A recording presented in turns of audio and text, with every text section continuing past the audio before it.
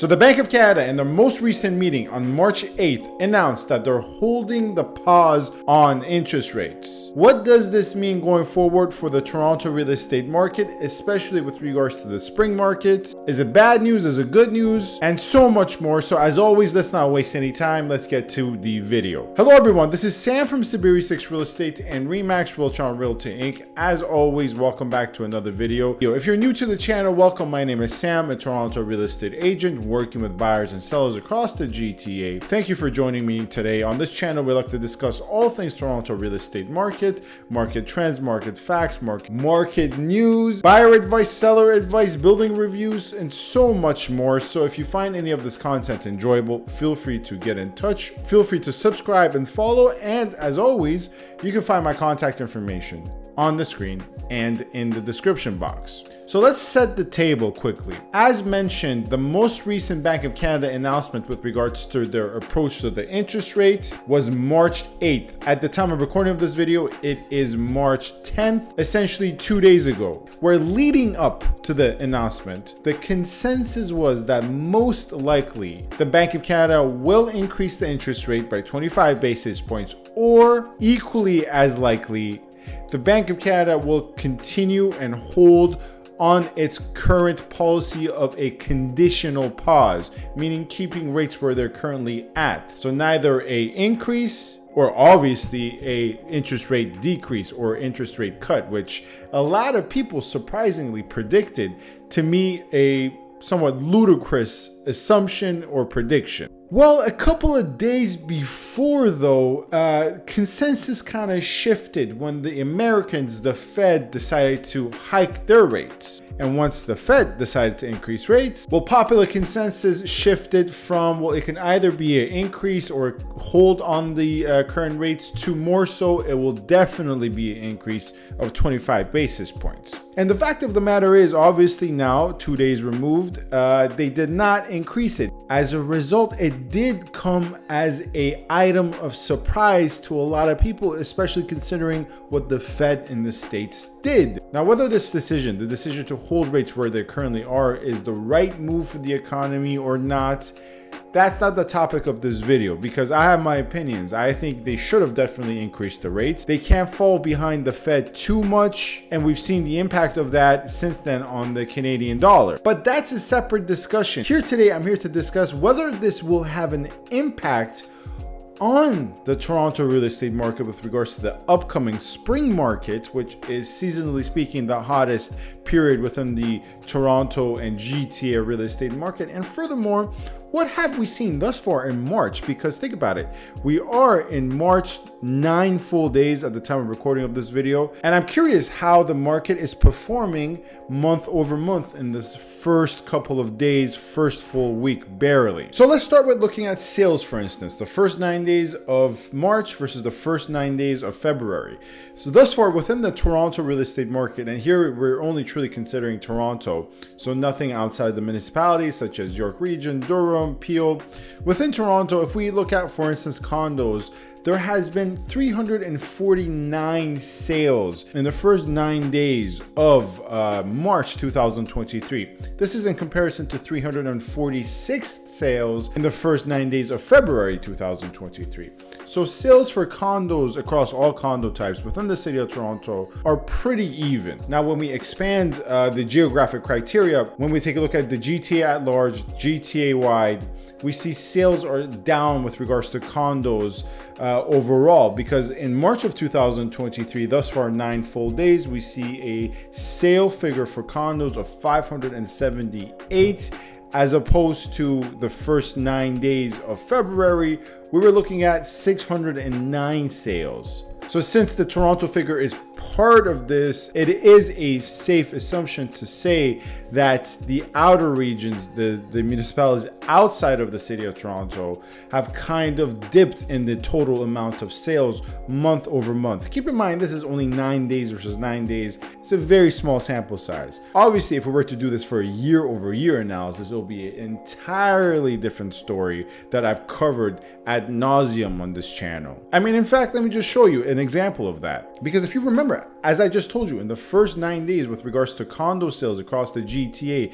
in March of 2023, we were looking at 578. If we take a look at the first 9 days of March 2022, we were looking at 1,249 sales. I mean, it's not even comparatively close here. So as you guys can see, a year-over-year analysis is not really germane to this video. So to this video, we're going to keep it on a month-to-month basis. And now let's take a look at sales with regards to freehold properties, right? Not just condos. In the first 9 days of March 2023, we're looking at overall within the city of Toronto now, and the Toronto real estate market, we're looking at 277 sales, whereas in the first 9 days of February, month over month, we were looking at 229 sales. The same thing will apply when we look at the GTA, or particularly York region. On all fronts, we will see that sales are higher so far in March as opposed to the same period in February.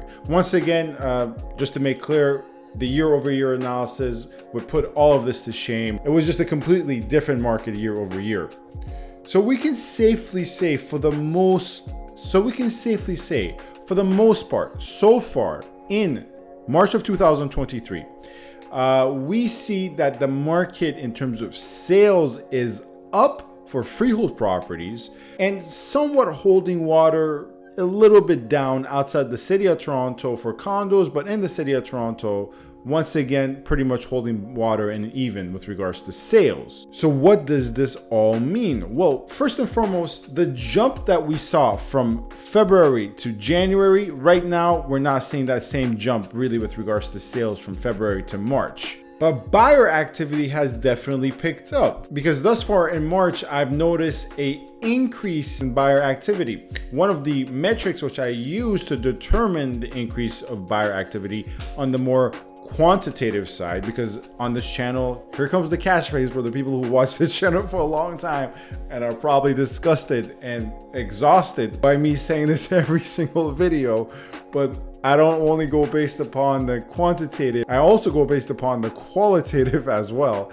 Nonetheless, putting my qualitative experience, which verifies this, aside, based on the quantitative, one metric I use is buyer showings to determine, buyer activity. And buyer showings is substantially up so far in March as opposed to February. That being obviously, once again, the first full 9 days. By the time you're watching this video, it might be March 11th or it might be March 12th, 2025. Who knows? For reference, buyer showings was around 54,000 in the first 9 days of February, whereas buyer showings right now stand around 66,000, 65,000. This is all based upon Broker Bay analytics, which is not exhaustive, but it's pretty good. Like, it gets to 80% to 85% of the market, right? So this is, once again, don't be confused. This is not to say 55,000 buyers. It's just 55,000 buyer showings. Of course, the same buyers have upwards of 10, 15 showings across their home buying journey. And same thing with offers. Offers are up substantially as well, which is another metric I use to determine buyer demand. Offers right now in March of 2023, we're looking at 9 full days, according to Broker Bay Analytics, a total of 5,154 offers submitted, right? Whereas in the same period in February, we were looking at 3,000 offers submitted. I think 3,200 to be exact, but I would have to make sure. So both showings and offers, two really good metrics to determine buyer activity. I mean, really, what else is there to really determine buyer activity other than seeing properties and submitting offers for properties? And these metrics clearly indicate to us that buyer activity is up thus far in March 2023. And it's interesting because my qualitative experience does not correspond to the quantitative here. Often my qualitative and quantitative experiences kind of perfectly merge. Speaking from the selling side, right now the listings I have for sale for my Toronto home sellers and Toronto seller clients are getting less showings comparative to the listings I had for sale in February. those listings were getting more showings. And if you're interested about what I'm selling and buying, which is something I don't really portray on YouTube because I want to keep this channel purely informative, you can check out my Instagram for my latest listings available for sale and rent. And I have 3 right now. Anyways, that's besides the point. So only 9 full days, 10 days at the time of recording of this video, but 9 full days into March, I think it's a very fair assessment to say the following: that thus far, in terms of buyer activity has picked up. There's no question about it. In terms of listings, days on market, bidding war success rate, for the most part, it's still even with last month. Now, when we separate the issue between condos and freehold right now is much hotter than condos, right? So within the Toronto real estate market thus far in 2023, especially in March, and also it was the case in February, freeholds are definitely the hotter item right now as opposed to condos. Now you can also break that down further by in terms of price ranges, right? Right now condos, for instance, in the $600,000 to $800,000 price range are a much hotter product than condos in the $900,000 to $1.1 million price range, for instance. So seeing as to how these are the market conditions going into the spring market, what will the latest interest rate announcement, which as I aforementioned is a continuation of the pause, what impact, if any, will that have on the Toronto real estate market in the spring? Well, the spring technically starts March 20th, but leading up to that, a lot of activities with regards to the Toronto real estate market occur that are defined as spring market, quote unquote. And why is this important? Well, this is important because the next Bank of Canada meeting and announcement with regards to the interest rate will be in April. I believe the first week of April, if memory serves me correct. And this is all to say that in my opinion, and of course this is just a educated professional guess, I cannot see into the future. If I were able to, I would not be on YouTube right now. I would probably be a multi-millionaire on a beach somewhere. But my educated guess as a Toronto real estate agent working every day within the Toronto real estate market is that this pause of the interest rates as announced latest in the March 8th meeting has the potential of adding fuel to the fire with regards to the spring market. And that is especially the case if inventory remains low. If inventory actually increases somewhat proportionately to the demand that exists out there and the demand that can be further increased by the pause of the interest rates, then that's a different story. However, if inventory remains low or marginally higher but still lower than the demand, then this announcement of, we're not raising interest rates, we are happy right now with our conditional pause of the rates, we foresee inflation coming down and everything is going according to plan, can and I think will add fuel to the fire with regards to the spring market. You can see a further upswing of the Toronto real estate market. Thus where we have definitely seen an upswing compared to Q4 of 2022. And I think if rates are kept at where they are right now, you will see even a further upswing. Now, not to say that prices are going to skyrocket again. I do not believe that's going to happen, but I do believe, and of course, always it comes down to community by community, submarket by submarket, but overall, you are going to see a upward push on prices. And now, if in the April meeting, they announce a couple of basis point increases, that will cool things down undoubtedly.